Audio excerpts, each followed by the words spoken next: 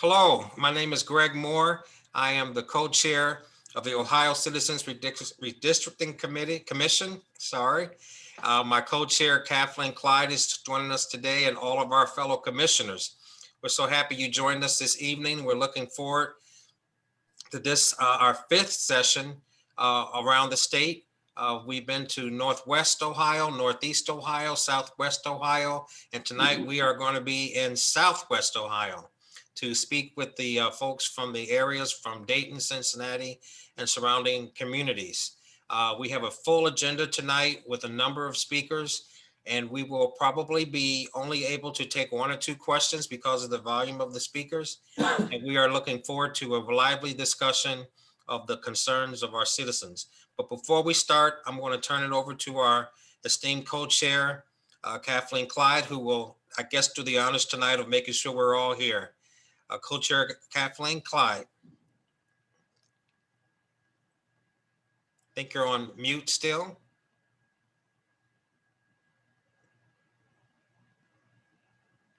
Okay. Her mic is off mute, so I don't know what. Your mic is off, so it must be something else.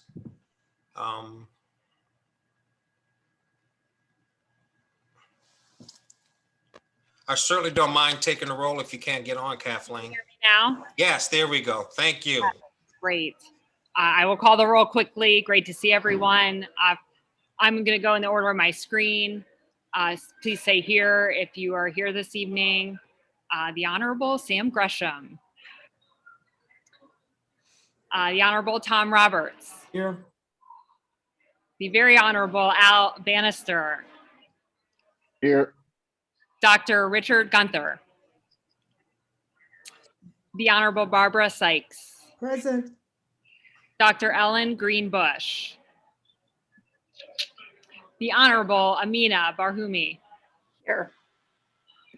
My fellow co-chair, Greg Moore. Present. The Honorable Chris Tavenor. Present. Our Vice Chair, Janice Brock. Present. The Honorable Jeremy Blake. Present. The Honorable Aki Butler. Hello. Great. And we may have some more commissioners joining us tonight, but Co-Chair Moore, I believe that we have a quorum ready to proceed. Thank you so much, and I'm looking forward to this session tonight. Well, we have a lot of business to cover, and we've done a lot already to prepare for this meeting. And there are a number of updates. I'm going to turn it over to our esteemed Vice Chair, Janice Brock, who will take it from here. Thank you, Janice. Thank you. Good evening, everyone. My name is Janice Brock, and honored to serve as the Vice Chair of this commission. I have a couple updates for everyone. Number one, I appreciate the input that everyone has been given all over the state. We now have collected 2,151 community maps around the state. And so we're really excited and proud that people are engaged in this process. Just to give everybody some grounding here, this commission was created to model a community-centered and citizen-driven redistricting process. We here are committed to making sure that you have the opportunity to be engaged and stay engaged. And to just give a little bit of overview of redistricting, I know some people have different understandings, but redistricting is a process of dividing up a jurisdiction like a state, a county, or a city into districts for the purpose of electing representatives. Where and how the lines are drawn influences everything from who is likely to be elected to how resources get allocated. So the official line drawing process here in Ohio is controlled by the legislators themselves with a commission of political appointees. That commission will be called the Ohio Redistricting Commission, which includes the governor, state auditor, secretary of state, and one member selected by each of the legislative majority and minority leaders.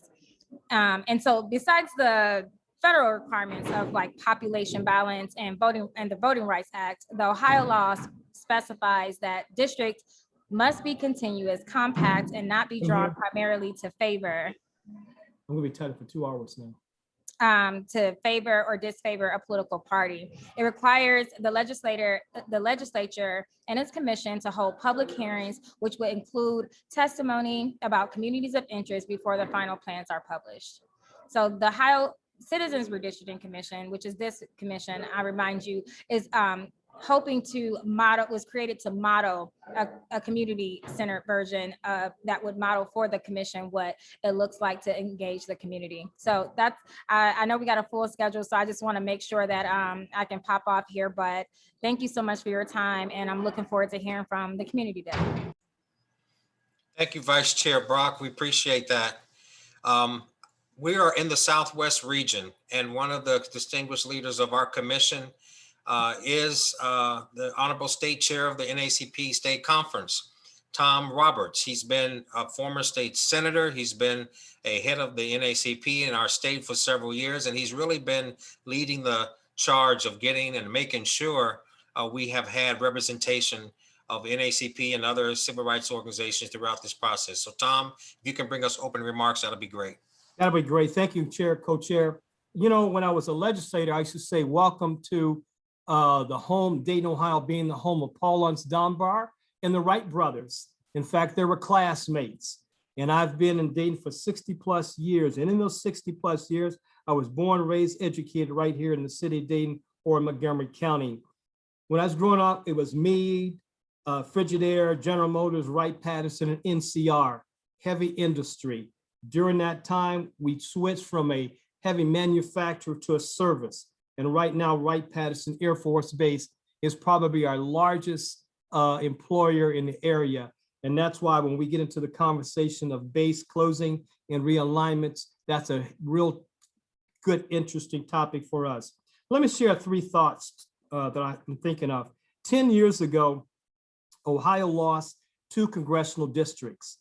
And the powers that be said one would be Democrat, one would be Republican. And as you know, the Democrat was up in the Cleveland, Toledo area. The Republican was here in Montgomery County area. It was Representative U.S. Congressman Turner and Congressman Steve Austria. Those were the 2 districts thrown together. And of course, Mike Turner became the winner of that. So that's one historical note. The second one is the legislative district that I served in for 20 years as a state representative was gerrymandered. And currently the representative does not even live in Montgomery County. So the district went from Montgomery County to Preble County. And I don't think the people in the area of Trotwood, which is heavily African-American, really know who their state representative is because he doesn't live or work in their community. So that's something to keep in mind. And the third thing, I was watching public TV in the last couple of weeks, and they were talking about the redistricting reform that took place in Florida, and where the legislators were all excited, rah, rah, rah, here, there, for that. And when the time came, they had amnesia. They forgot. And so I say that to you because we fought for that. You fought for that change. And the legislature needs to know that, and we cannot let them forget. And that's why we have to be eternal vigilant. So those legislators who will be drawing those districts, don't forget who put them in this position. And they didn't come, and as Greg and I know, they didn't come willingly. Some of them had to be dragged. And they knew this was about to happen the second time. They said, let's come to the table and see what we can do. So keep that in mind. History will repeat itself, but it's left up to we the people to make sure it doesn't. So welcome to Southwest Ohio, Miami Valley, the home of Paul Laurence Dunbar and the Wright brothers. Thank you, Mr. Chair. Thank you so much for those remarks and setting the stage for this discussion in this region. And your history is well noted over these years. Well, let's get started. We have a number of speakers who are already joined with us. And again, thank you all for your time and your energy. Our next speaker is the Honorable Hamilton County Clerk of Courts. He's been a well-known political leader in Cincinnati area. So I would like to turn the floor over to Aftab Preval for opening remarks. Co-Chair Moore, thank you so much for giving me this opportunity. I appreciate you letting me join tonight's call, and I appreciate all the hard work the OCRC is doing, because quite frankly, it is desperately needed. For the past 10 years, our map in Ohio has frankly dishonored our democracy. We've unfortunately been a national model for disenfranchising voters by creating unfair rules to our system. And that's been especially true in parts of the state like Greater Cincinnati, where no matter how united voters were in supporting change, time and time again, gerrymandered maps thwarted efforts. The simple and frankly disappointing reality is that this past decade in Southwest Ohio has been one of just overwhelming one-party Republican representation, in spite of overwhelming support on the ground for a change in direction. Our exercise in self-government is supposed to be one of consensus. Our leaders are held accountable to our interests because we pick them, and because of that, we can lift each other up by organizing, by protesting, by speaking out, by supporting candidates and ballot measures that will create a positive impact. And if we build enough consensus the way it's supposed to work, that change will happen, because change is only a ballot box away. That's supposed to be the core building block of our democracy. But for a decade, voters have been silenced, and we've suffered for it with not respecting the representation that our constituents are demanding. It's been frustrating for all of us to feel disenfranchised, to feel silenced, but this is our moment, our opportunity to get it right. And I sincerely thank all of you for your work to frame a well-informed and balanced and fair map. The structure of our representation, it just simply has to be informed by the people. It has to be. And that's why I'm grateful for the hard work the OCRC is doing, and why it's absolutely necessary in the struggle to create a fair map for Ohio. When we move forward and achieve fair districts, when we achieve an Ohio that truly reflects what Ohioans want, it will be because of the voices across our state that were given a platform, this platform, to hold our leaders accountable. So thank you so much for the opportunity. Thank you so much for joining us and for being a part of this legacy of witnesses to speak about some of the concerns that we have in this region. So thank you again.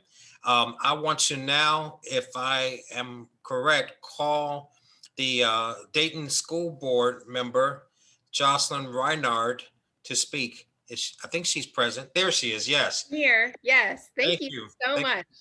Thank you so much for the invitation to speak with you, Chair Moore. Thank you, Chair Clyde and Vice Chair Brock. I'm so pleased to be here today and talk to you guys about how redistricting is vital to how our democracy is functional in Ohio. So thank you for allowing me to testify. I'm not here with my school board member hat on. I'm here as a citizen, but I can't deny that the way I see and understand my community is shaped by public education and the many, many ways it directly and indirectly affects communities. So I want to start by telling all of you about Dayton a little bit. There are 5 rivers that intersect in Dayton. That's why we were first established, because of the rivers and the commerce. They are important resources, and we have one of the largest freshwater aquifers in the region. We have the largest paved bike path system in the country.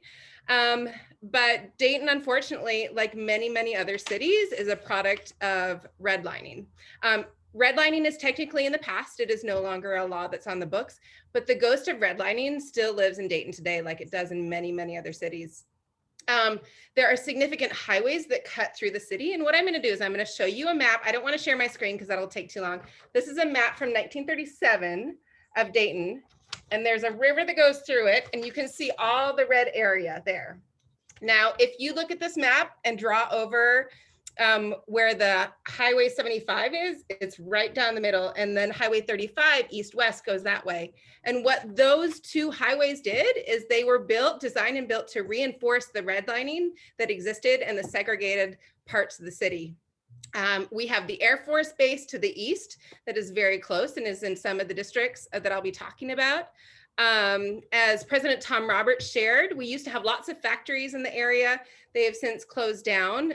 Many were in West and East Dayton, but lots of them in West Dayton still stand empty. And now they're just huge empty black areas of asphalt, which creates a tree desert as well. There's a striking difference between the tree, the green lining, the green space that we have in some of our more wealthy suburbs, and the lack of green in West Dayton. So there's a green lining issue as well as redlining. Now, the law says that districts must be continuous, compact, and not drawn primarily to favor or disfavor a political party. And where and how the lines are drawn is really, really important. Now, we have to admit that representation will never represent every single voice, right? But it's clear that many voices in Ohio are deliberately being excluded. Dayton's representation in the Ohio Senate, so I'm going to show you another map. This is a map of Dayton's Ohio Senate districts, where Dayton is carved out right here and put in this area right here. And it is the largest metropolitan area, but it effectively has no voice. And the House seat, the Ohio House seat, everybody is packed into this district right here. And then the surrounding areas take out an outsized proportion of political voice. And then our neighbor of Trotwood, like President Roberts said, has virtually been erased into the House rep seat to the north. Fair districts are vital to democracy, as was stated earlier. Dayton's voice is effectively erased. In the congressional district, which covers Montgomery and Greene and Fayette counties, Dayton again is the largest metropolitan area, but the voices of Dayton are effectively excluded from that congressional representation. I am so grateful for the work that the OCRC is doing. Thank you so much, commissioners, for all the time. I am not sure what my time is, but that's my city. That's why fair representation is important to Dayton. I want to make sure that we have a voice in the State House and then in Congress. It's important that our voice, the largest metropolitan area here, an hour away from Cincinnati and then Columbus, is represented in our democracy. Thank you so much for letting me testify. I'm happy to answer any questions you might have. Well, thank you again for testifying. I do want to say one thing. We were not able to see your maps when you held them up because of the way your, I think your Zoom is sort of structured. But because of that, I want to go ahead and take a couple questions because I know people did want to respond. And there was a lot of chat a lot of information going on in the chat. Tom Roberts, I think I saw you. Well, no, Greg, I was going to ask Jocelyn either get the maps to me or to one of the other people. And I will make sure we get it in the record because I think she talked about it, but she's absolutely correct. So either get it to me, Jocelyn, or to Janice, and we'll make sure we get part of the record shared with folks. Yes, my apologies. It must have been mirrored and I didn't test that beforehand. I'm sorry. No problem at all. I think but you did a great job of representing the issue. Was there another question? I know there were, I saw a couple hands, I thought. Well, look, thank you again. You opened up a window that we had not seen as clearly, and you were able to describe that so well. So we appreciate you taking the time in your capacity as a citizen, and we do appreciate that. Thank you so much for joining us, and feel free to stay on. Now, based on the calendar I see here, our next speaker is the Honorable Dr. Derek L. Forward, who is the president of the NACP, Dayton NACP unit. He is also the second vice president of the Ohio Conference of the NACP. But he's also a good friend, and he's also the convener of the largest gathering of civil rights, business leaders, corporate leaders, grassroots organizers that I've ever been to in the history of Ohio. I don't know if you've done it lately, Derek, but I know that coming down to Dayton for your fall annual gatherings is really something. So thank you for taking the time to join us tonight. Take it away. Thank you, Chair Moore, and thank you for that kind and generous introduction. And to all of the, and basically your leadership team and all of the distinguished guests on the call this evening. Yes, I have been engaged in this redistricting process for quite a number of years. I've been the president of the Dayton unit NAACP since 2007 and had an opportunity to witness in 2010 when the census came about, And then the redistricting came about, I think 2 years later in 2012, and how they wanted to split the Black community straight down Hoover Avenue, which is named after Ohio State grad and NFL player Keith Byers. They wanted to split that straight down the middle of the heart, the gut, and the soul of West Dayton. And quite frankly, at the end of the day, they were sort of successful. And why I say they were successful, at gerrymandering is because back then we had a 40th House district. That 40th House district, so we basically had a 39th, which was held by Rep. Fred Strayhorn. Then we had a 40th, and we had a 40th. Well, what they did is they eliminated the 40th as a result of the gerrymandering process and created the 43rd, which ultimately they took a lot of, at that point in time, it was Representative Winburn in the 40th House District. They took a lot of his district away and gave it to Fred, who already had pretty much, as y'all legislators call, a safe district. And then they pushed Winburn's district way out to Preble County and Clay Township and Perry Township, where basically it disenfranchised many African-American voters from their opportunity to have somebody who can represent them. And I can tell you, ever since that, and they created the 43rd House District. So 43rd was somewhere else in the state, but what they did is they eliminated the 40th, and then they created the 43rd, but the 43rd didn't represent people like me, and that was my district. And I can tell you, that individual who held that seat, I don't even like to call his name, that ended up winning that seat, I believe in 2014, didn't represent our district. Didn't represent the African-American interests, the minority interests, because I want to be very clear about something. The NAACP, in case people don't know, the NAACP was in fact founded by a multiracial group of activists striving to eliminate racial hatred and racial discrimination among all Americans back on February 12th, 1909. In fact, it was founded by more white people than Black people. But the white people who founded it, Mary White Overton, she was the main person. She was a white woman with blue eyes. And she was tired of seeing people of a darker shade than her being hung from trees and being disenfranchised from being able to vote, being hung in trees, and all those types of ills that African Americans has experienced down through the years. Well, as I think about that, and I think about our national presidents at the national level, where they have been all white male from 09 to 76, the first 67 years of our organization's history have been all white males. And then from 76 to current day have either been Black males or Black females. And all we as an organization, we're nonpartisan. So really that's where I'm going with. The NAACP is nonpartisan, but we do look for fair representation. And we have been fighting for voting rights, equity in voting rights, for over 112 years nationally and over 106 years here in Dayton locally. And when I see even inside of our own community, where I think about when the former Congressman Tony Hall, he served in Congress for about 24 years inside of, I think it was the 3rd congressional district back then. It's the 10th district now, in which Mike Turner holds. And at the end of the day, there will not be. The only good thing is that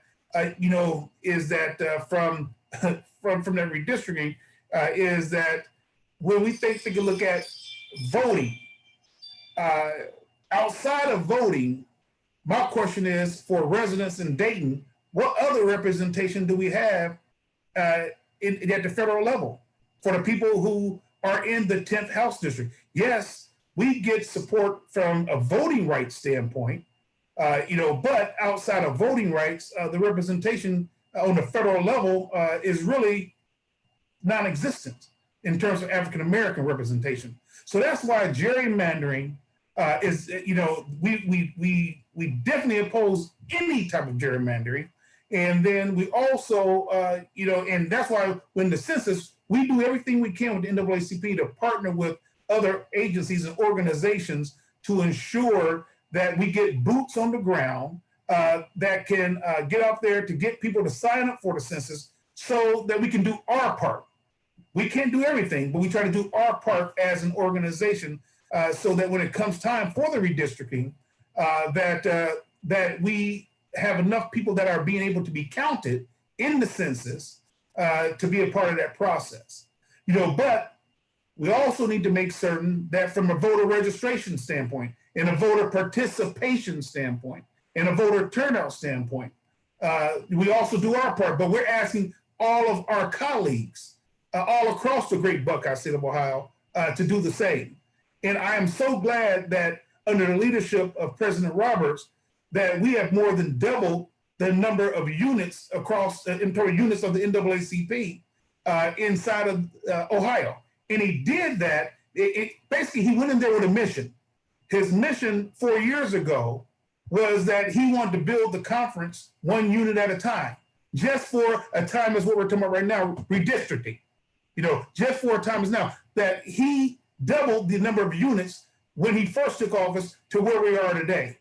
So I think the NAACP is well positioned under his leadership to fight whatever may come about through this redistricting process that we will be faced with here very shortly. Thank you for allowing me this opportunity. Thank you so much, President Forward, and for and can I just say one more thing, Chair? Is that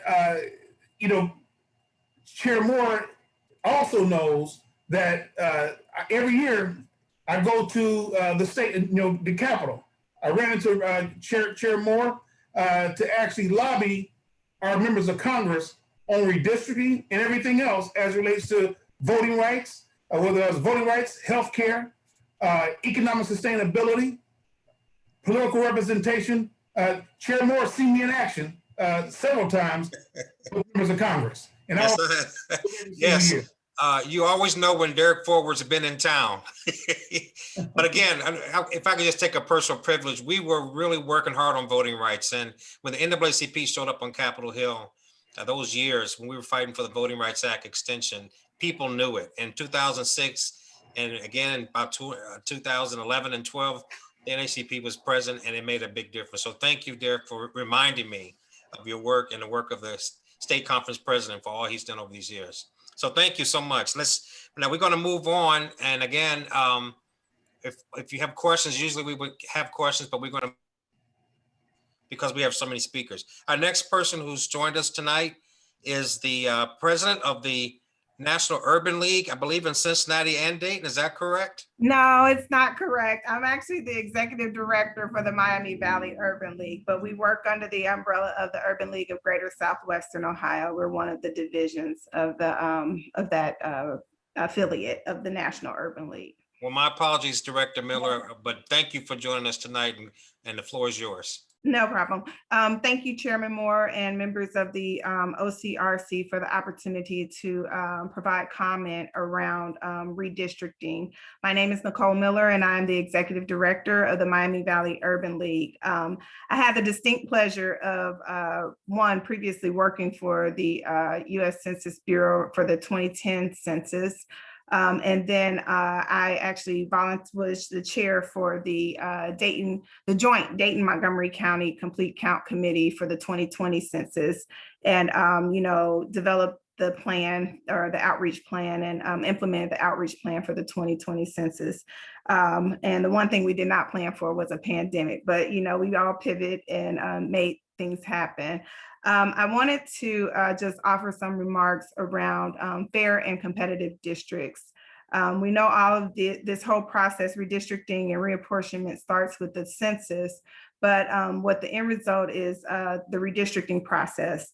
And we want to make sure that we have fair and competitive districts because we need voices in the State House and Congress that represent our needs and interests. I looked and I did a little bit of data finding in terms of over the past decade, where the statewide elections have on average been a 53 44 split, in terms of conservative and liberal representation in, at the, voters. That's who turned out to vote, in those elections, those even yeared elections throughout the decade since the 2010 census. But when you look at our representatives in the state legislature on the House side, it's more like a 63-36 split. And then on the Senate side, it's more like a 72-27 split. And that's an average, it's a combination of, or an average of all the elections that have taken place since the last census happened. How that plays out locally is, as many of the previous speakers have alluded, are to making sure that our interests are reflected in legislation that's being passed statewide. When we talk about the Miami Valley and we talk about, what redistricting did after the last decennial, we end up we can look to examples of, the public hearing at the State House where if public health was a racism, and we have our local state legislator who asked a comment on whether, part of it is, could it be that Blacks, and he did not use the term Blacks, are getting COVID at a higher rate because they don't wash their hands. Now this particular state legislator represents 90,000 African Americans in his district.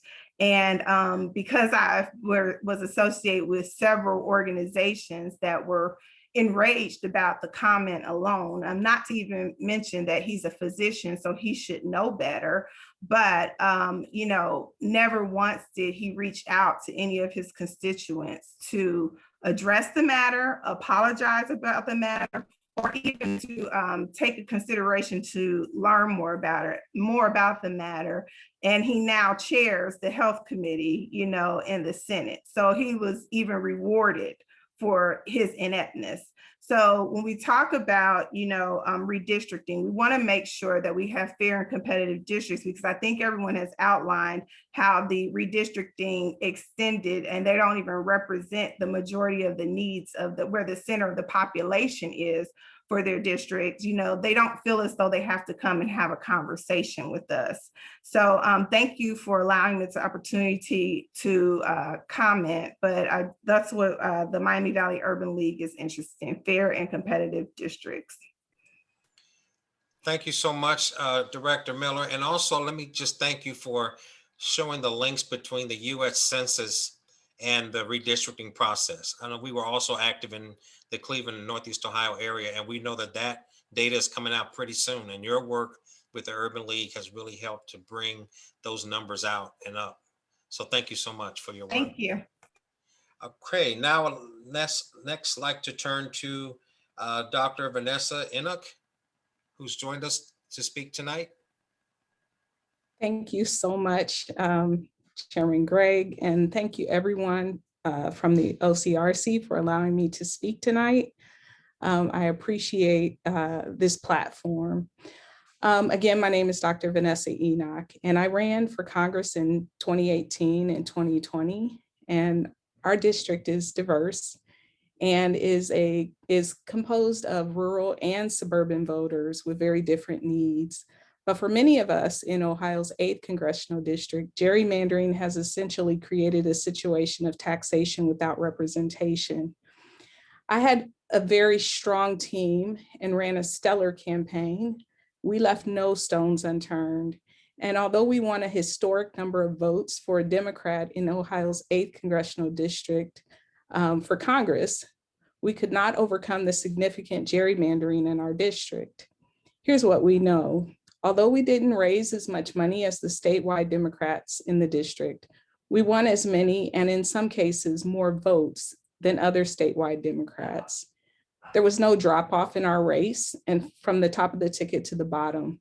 My district was the only district to achieve this feat in 2018 and 2020. Millions of dollars was spent in both years by Democrats. However, the statistical models that were used to determine how much more money we would have to have raised and spent to overcome the elasticity of staunch Republican voters, carefully crafted, gerrymandered in our district. We used DEC. DEC found that even if we raised 20 times more money, we could not have overcome the statistical difference. In fact, because of the way the district is drawn, no Democrat could have won the district. Our votes were all clustered around the same amount of votes. And if I can share my screen, I do have a couple of things that I'd like to share.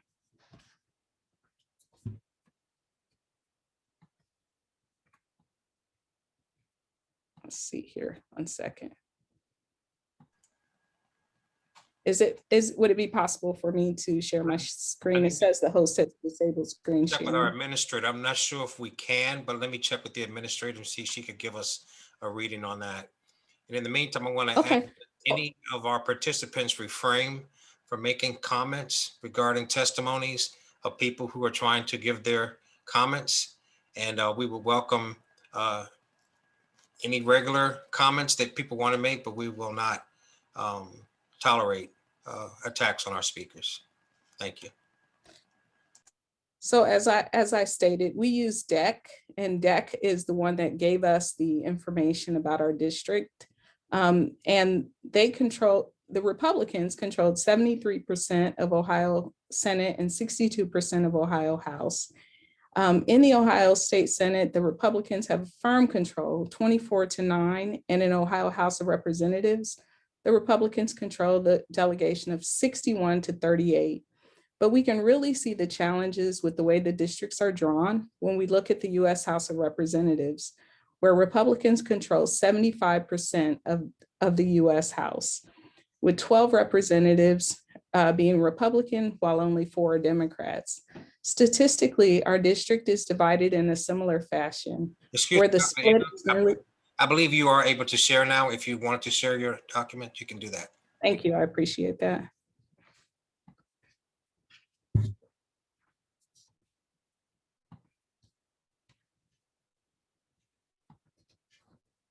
So this is the district of the state of Ohio. Can you guys see the districts? Yeah, we can see. Hello? Okay, good. All right, so the 8th Congressional District, as you see here in pink, literally wraps around Dayton, Ohio. So statistically, our district is divided in a similar fashion as the percentage of control that the Republicans have across the state. When Republicans divided our district, they used statistical, not just our district, but the entire state of Ohio. They used statistical models to ensure that it would be impossible for a Democrat to win. The only fair way to draw districts in Ohio would be to draw districts with 50% representation from both political parties. The district should ensure that they are fairly drawn so that both rural and urban interests are taken into consideration. This has to be done using statistical models. In the 8th district, where I ran for Congress, the district is deliberately drawn to avoid all areas of Dayton, and instead the district wraps around Springfield. I also want to show the actual data as it relates to our district and the votes that Democrats got as compared to Republicans, because you can see clearly that the majority of our votes were all clustered around just about 84 to 90,000, where all of the Republicans' votes were clustered right around 170, about 180,000 votes. And that was consistent across the board. No Democrat was able to overcome the gerrymandering of the district. So, that's basically all I wanted to say, aside from calling attention to the fact that the state of Ohio is 53% Republican to 45% Republican voters, yet our representation does not reflect the number of actual voters, even in our district and across the state of Ohio. So I'm sorry, I didn't mean to say our district, but if our districts were fairly drawn, it would give us the opportunity to ensure that there's an equal number of voters so that the voters are choosing their representatives as opposed to the districts already being drawn and the representatives choosing their voters. So that's all I wanted to say. So thank you so much again for allowing me to speak. Well, thank you for coming with those maps and with those, with that data. It's going to be entered into our records. If you would share that with us through the emails, we can have a collection of all that information. And it's been really good to have you here. And thank you for taking the time to prepare those remarks. Did anybody have a question real quick before we go on? Because I do know there's a lot of information. And if not, we'll keep moving. Thank you again, Doctor. We appreciate that. I'm now going to change a little bit from our agenda, and I'm going to ask one of our distinguished commissioners to actually introduce our next two speakers based on the work that our organization has been doing in this area. So I would like to turn to Commissioner Bahumi to go forward with the next phase of this hearing. Thank you so much, Chair Moore. I really appreciate it. It's an honor to introduce Whitney Siddiqui, who is a colleague and counterpart of mine, the Community Affairs Director of Southwest Ohio, serving Cincinnati and Dayton for the Council on American Islamic Relations of Ohio.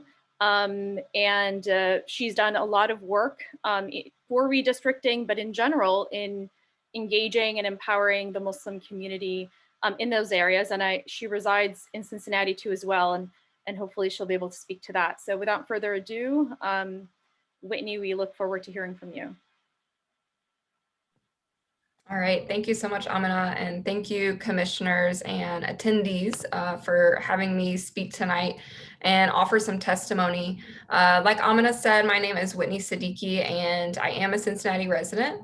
I'm also, as she mentioned, the Community Affairs Director for CARE Ohio. So we're a civil rights and advocacy organization for Ohio Muslims. And we have been working really hard this summer to educate, engage, and mobilize our community around the importance of redistricting, really trying to help people understand the impact that these districts have on our voting power. As some of you mentioned, on how resources get allocated, on election outcomes. And so we've, been hosting some events, sharing some education, and it's substantial how much the general community, really does not understand redistricting. I mean, I can say personally myself, before I got involved, pretty heavily in this, that there is not a good understanding. It's a very complex process, not to mention that with the reforms, the process this year is different.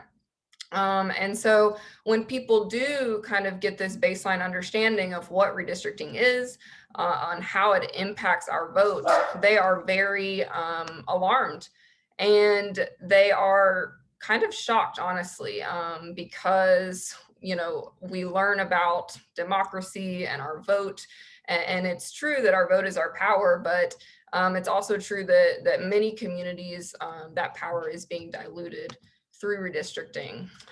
So, it's just critical that as citizens, we understand this, that, and in my view, it's really pushed Ohio and the nation to kind of these political extremes, really leads to predictable election outcomes, a lot of disengaged voters. And then, again, just perhaps most significantly, just how gerrymandering dilutes the voting power of marginalized communities. So I just want to speak quickly too about kind of where I live and my own concerns regarding redistricting.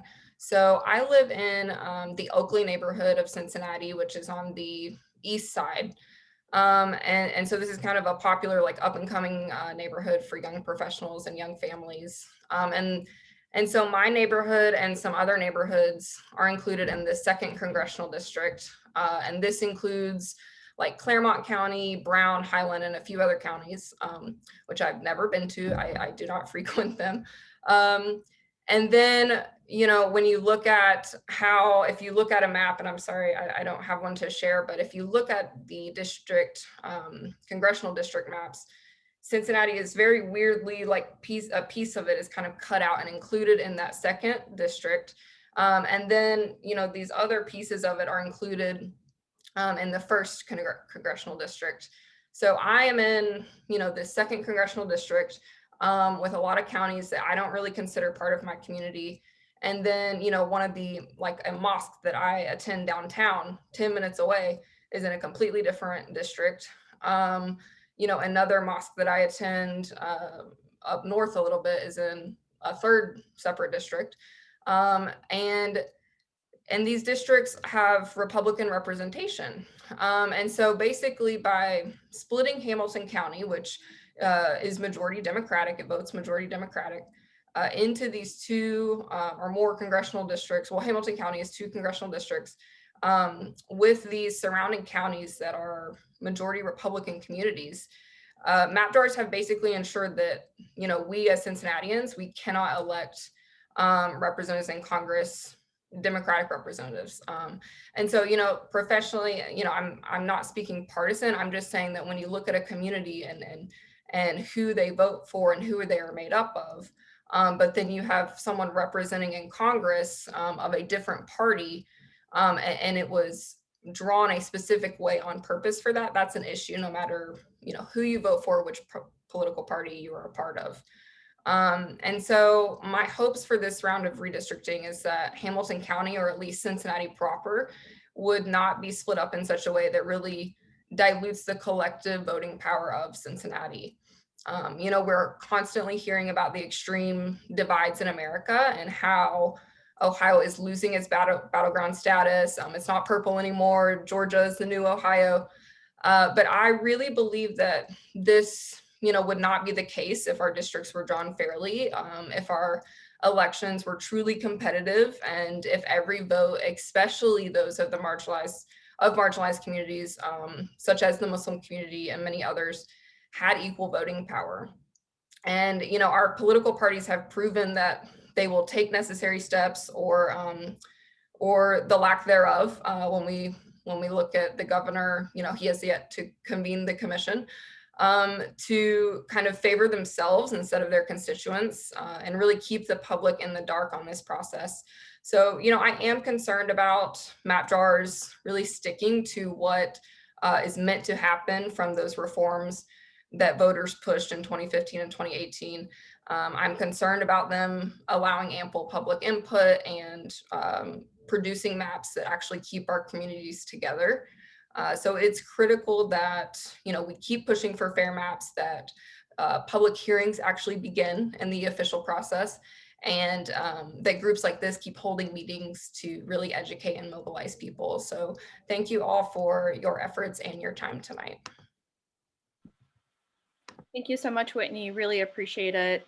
With that, I'm going to introduce our next speaker. Her name is Amina Wasi, who is a Care Ohio intern, and amongst our young people that have been mobilizing and engaging young people in events and community members and events across Ohio. Amina lives in Centerville. And she will speak a little bit about that as a young activist and as a person that's worked on event planning for redistricting across Ohio. Thank you, Amina. Thank you. Good evening, everyone. My name is Amina Wase, and like Sister Amina said, I live in Centerville, suburb of Dayton, which places me in the Ohio's 10th congressional district. I am 17 years old, and I'm currently a senior at Centerville High School. As a Muslim American who's civically engaged in my community, I witnessed the direct impacts that the gerrymandered districts have on minorities. A substantial Muslim community in my area is split between districts.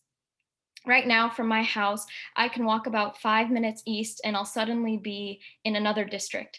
But my Muslim neighbors 5 minutes east of me are still part of my community. We should be in the same district to be fairly represented. Being split between districts heavily impacts how our Muslim community can advance issues.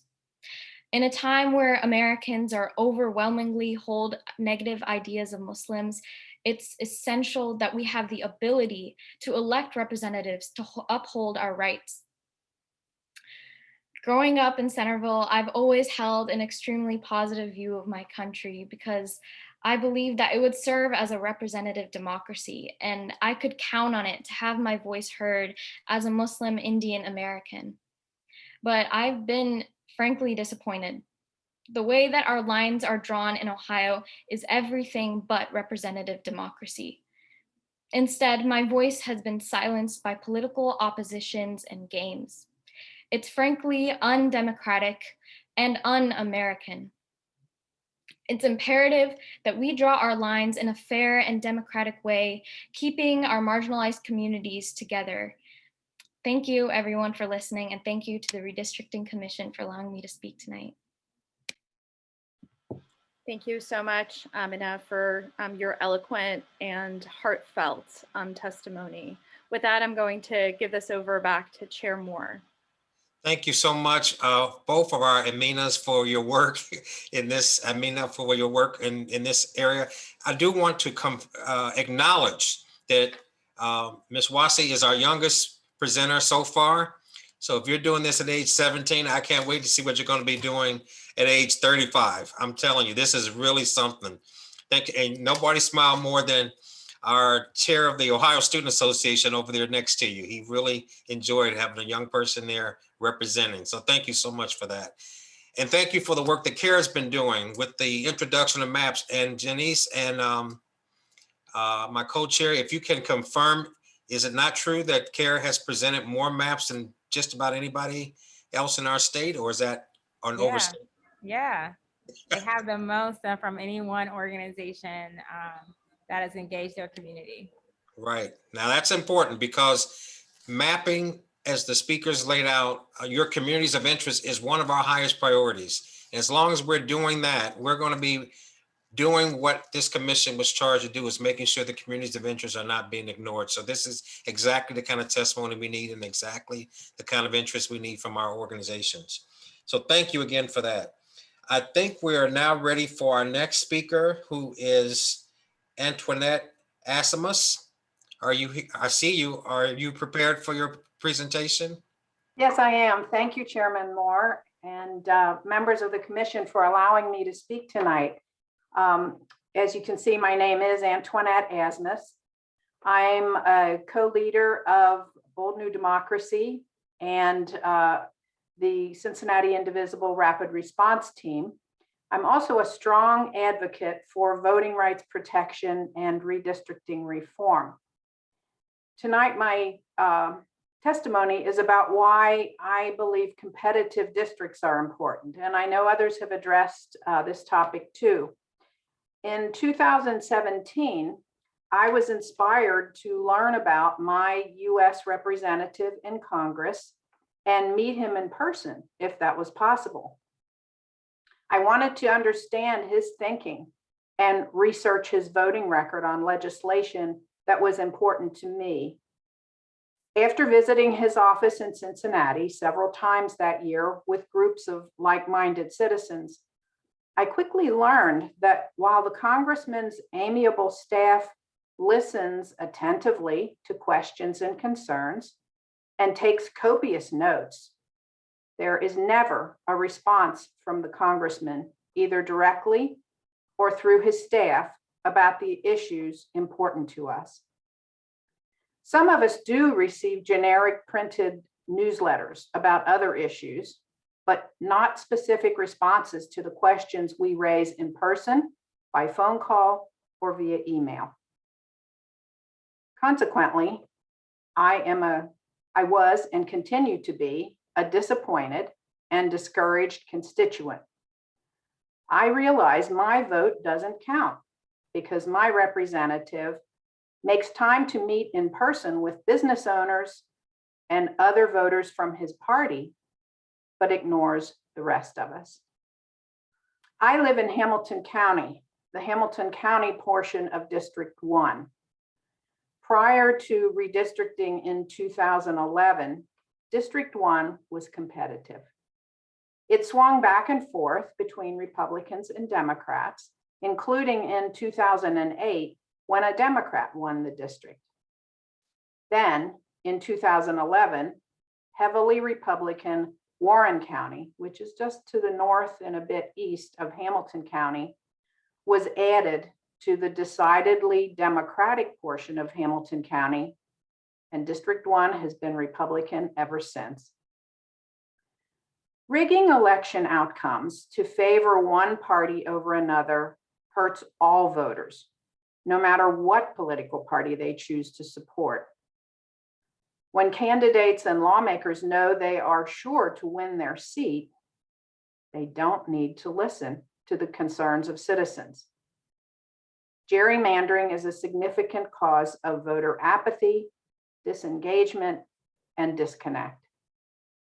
Since this disconnect was my personal experience, I decided to do something to try and end gerrymandering in Ohio.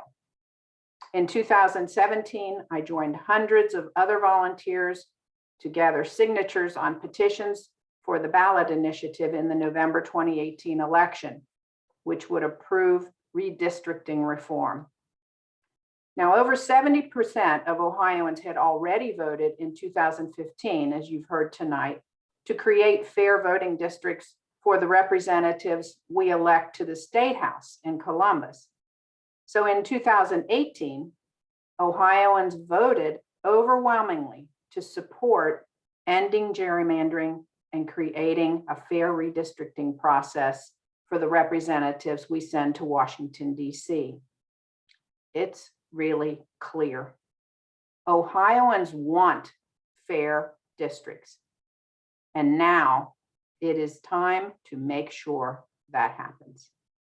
Thank you again for allowing me to speak. Thank you so much for that testimony. And I also want to thank the indivisible groups across the state who we know do an absolutely fantastic job of bringing our messages to the grassroots and mobilizing people at the grassroots level. And thank you for your signature drive and for the work that you've been doing over the years, I'm sure. And thank you to Ellen for her outreach to you to help bring citizens like yourself to this commission's attention. So thank you. Thank you so much. I now would like to turn to our next speaker, who is Jamie Castle. She is a candidate for Cincinnati City Council and was a 2020 Democratic congressional candidate for House District 2. And I believe you're a Cincinnati school teacher as well. Is that correct? That is correct. All right. Thank you so much. And please, the floor is yours. Thank you, Chairman Moore and the Commission for this opportunity.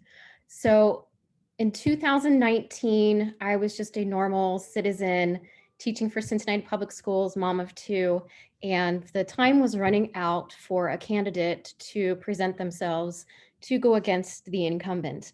And District 2 does have a portion of Hamilton County, but it has 8 counties total. And no one in 8 counties was stepping up to take this on because it was seen as such a lost cause. But for me as a voter, I wanted a choice because, like so many have said, I never felt like I was getting representation from my current representative. So fast forward a lot, I had to travel 2.5 hours to the other side of the district, all the way to Chillicothe and down to Portsmouth. And I had to learn about issues farmers were facing. I live in Cincinnati, so it's not realistic for the representative to have a big portion of a city and then so much rural land as well. It's just not fair to the farmers as well. Whoever is representing these areas should know these issues and really work for these people. 4 of the 8 counties in District 2 currently are some of the poorest in all of Ohio. And those are issues that need to be addressed as well. If you look at Hamilton County, District 1 and District 2, both of the Democratic candidates, myself and Kate Schroeder, one Hamilton County that shows you that Hamilton County is blue. And people that live here feel like they don't have representation if they are Democratic. That needs to be really addressed, as Dr. Enoch showed with the breakdown of representation. It's not reflective of the people here. So as a citizen too, fair maps, I think, would address so many issues statewide for so many different kinds of people. And I think it's in the best interest of everyone. There are going to be parts of Ohio that no matter how you cut it, it's going to be very red. If you look at District 6, it has 18 counties right now. And it's just that Appalachian, that eastern portion of Ohio. But that's still, if that's what the people are like there, they'll have that representation still. So keeping all that in mind, and whoever runs in District 2 next time, I don't know what it's going to look like, but we're hoping that, Hamilton can be more combined in the next round for fairness. Thank you so much for that testimony and for taking the time to be with us tonight. Were there any questions that anyone has for any of the previous speakers before we move on to our final speaker? Yes, Tom Roberts. Greg, I wanted to ask our 17-year-old a young person question. And what do your fellow high school or in early voters think about the redistricting plan, what's going on? What are they thinking about this whole right to vote and does my vote count? I'm gonna hop in here. I think I'm gonna had to actually get off at 7. Okay.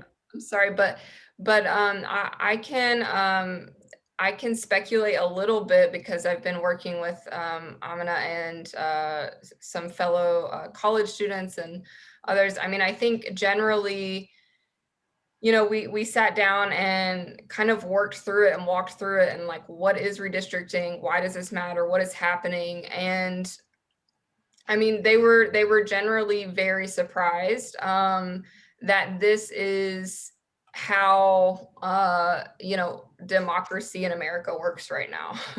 So they were surprised, they were disappointed, and as they actually organized their own event and turned out like 60 plus people. Most of those individuals were high school or college student, young adults, and they educated them on redistricting. They had them submit maps of their neighborhoods, and it was really powerful. I think people just generally had no idea that this is what happens, that it has been such an unfair process, and that currently the only way to give our own input, to voice our own perspectives, is to really like take the initiative and do that. Like no one is coming to their communities and asking them, what does your neighborhood look like? What does your community look like? Where does your community stop and start? What does this mean to you? No one is reaching out about that. And so it's the history of it. It's the process of it. I think it got them a little fired up, and they're hoping that by the things that they've been doing, by just getting involved and drawing their maps and attending things like this, that they will see a difference. Thank you for that. Thank you for that. Dr. Green, you have a question. I'm sorry, Dr. Bush. I just wanted to thank Antoinette and Jamie for testifying about districts 1 and 2, which really don't reflect the needs either of the rural or the urban citizens of their districts. And I really appreciate their testimony. Thank you so much. Absolutely, absolutely. Well, with that, unless I see, oh, I'm sorry, Dick, you have a question. Go ahead, please. Actually, it's a comment that I think many will find very encouraging. There's great concern, obviously, about the consequences over the past decade of splitting the 1st and 2nd districts, basically splitting Cincinnati and its metropolitan area. One of the good things about the reforms that we passed in 2018 is that the city of Cincinnati may not be split. And when you consider that Hamilton County voted 57% for Biden in the last election, there is a very real probability that there could be a flip of a major seat in the Cincinnati area. So keep your eye on Cincinnati. Thank you, Dick. That was a very important point to make. So now we're going to turn to our final speaker, and then after that, we're going to have closed remarks from our co-chair. Mindy Nagel is a citizen, but I understand she's from Mason, Ohio. And I think I saw her.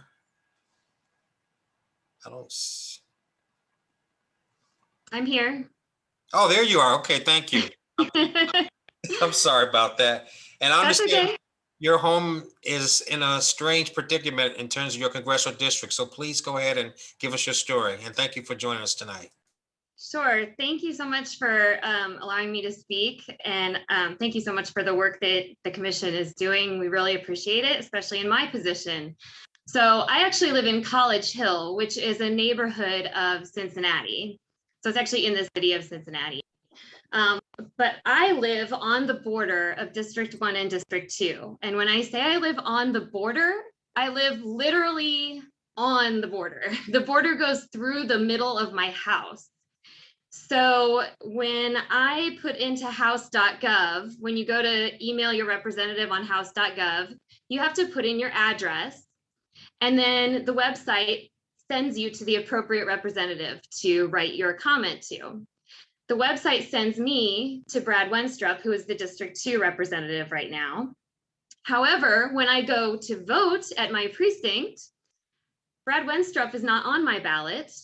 My current representative is actually Steve Shabbat, but I cannot email him through house.gov. There's no way for me to contact him conveniently, at least, through that portal, because it claims that we actually live in District 2. Because when you look at the map of the district, the line literally goes through my house. The west portion of my house is in District 1.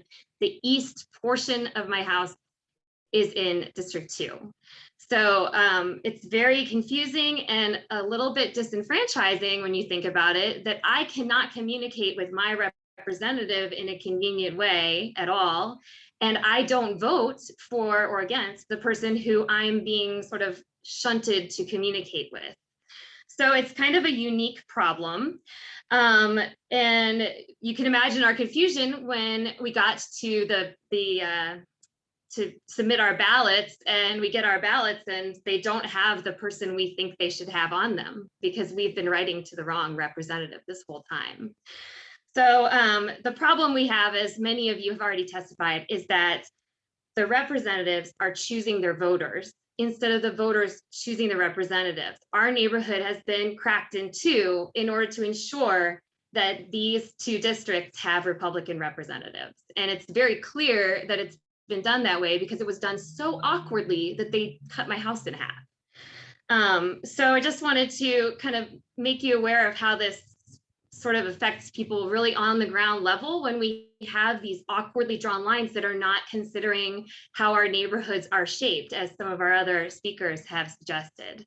So thank you so much for your time. And I just want to concur with the previous few speakers that it's time for Cincinnati and for Hamilton County to be an undivided district. And certainly my home should be in one district. We need an undivided Cincinnati, undivided Hamilton County, and I would like my home to be undivided and have one district that we live in. So thanks so much for all the work you're doing, and really appreciate it, and hope that we can continue to work to get this taken care of and get this going, get this process happening. Well, thank you so much for that testimony. And you are Exhibit A to what's wrong Exactly. with the congressional redistricting process. Thank you so much for being here and giving testimony to that important point. Yep. Now, a couple things. One is I want to thank all the speakers and all the testimonies today. It was very brilliant. People brought some good information to us, and we are really appreciative of those who even stayed on and listened. I'm going to ask if, before we turn to Kathleen, if our Vice Chair, Janice Brock, wouldn't mind answering a question that was raised by one of the speakers, one of the people in the chat. I think it was Opplinger. I'm sorry, I don't have the chat in front of me now, but there was a question about Doug Oplinger. Yes. Opplinger. Thank you, Commissioner Sykes. He asked a question about our past history, what we've done in the past, how they can get more information. I believe we're going to have some of this information given out, but if you can just answer that question real quick, and then we'll close with the comments from. Absolutely. Thank you so much. Yeah, I can answer that real quick. So the quickest answer is going to ohredistrict.org, and we can drop that in the chat for you. We actually have a recording of all the past hearings. So if you go to ohredistrict.org, and I can drop it in the chat, you can actually see some of the work that we've done, press releases and all that jazz. All that stuff is the work of the commission is present on that website to make it easy for people to understand even who these commissioners are and the work that the commission has done. So I can try to drop that in the chat right now. Thank you so much for that question. Mr. Chair, his question says, if there's time, can someone give a brief description of what the official redistricting commission has done so far? Are any meetings open to the public? Does it have a website and email addresses easily accessible to the people, and has it scheduled as 3 public hearings? So he's asking about the official commission. Oh, thanks for that clarification. That works. So and the short answer is nothing yet. I haven't heard of anything publicly that has been released that the commission has even convened at all. So at the moment, there is no access to participate in the official process. But I mean, that's why we're here. We're trying to model what should be done. So unfortunately, they're not able to, I shouldn't say they're not able, they're well able to do something, but it's not being done. So the people have taken the reins and said, well, we're going to make sure that our voices are heard and we get your input here. Right, and a chat question just came in that there has not been a commission named by the governor yet. We're still calling on him to do that. But these meetings, and this is our 5th hearing, has been an opportunity for citizens to have their voices heard. And I'm glad that we've been able to do these 5 hearings, and we have one more coming up for Central Ohio that we're looking forward to. But with that, again, I'm going to turn to our co-chair, Kathleen Clyde, to give us closing remarks. Thanks, Greg. Can you hear me? Yes. Okay, good. Thanks, everyone. Really appreciate the witnesses that showed up to testify tonight and our speakers. Southwest Ohio showed up and cares deeply about fair districts for our state. We heard that message loud and clear. I just want to flag for everyone that we have one additional hearing scheduled. I'm trying to bring up the date because there has been some confusion about the date. So hold on just one moment. And this hearing is for Central Ohio, and it will take place virtually on Thursday, August 12th at 6 p.m. And we will put the registration page in the chat, and it also is available on our website. So we look forward to the next public meeting in Central Ohio. And thank you so much to all of our commissioners, to our Vice Chair, Brock, and my co-chair, Moore, and to all of you. Thank you, and we hope to see Central Ohio showing up in big numbers in 2 weeks. Commissioners, just a reminder, check your email. We will reconvene after this session in a separate Zoom room. Thanks again to everyone for coming out tonight. So good to be with you, and thanks for standing up and speaking out. Take care. Thank you so much, Co-Chair. Thank you to all of you tonight. We will see you on the 12th, and you should be able to pick up the hearing, today's hearing, through the website, if not right away, but certainly by the end of the week. So thank you so much again, and good night.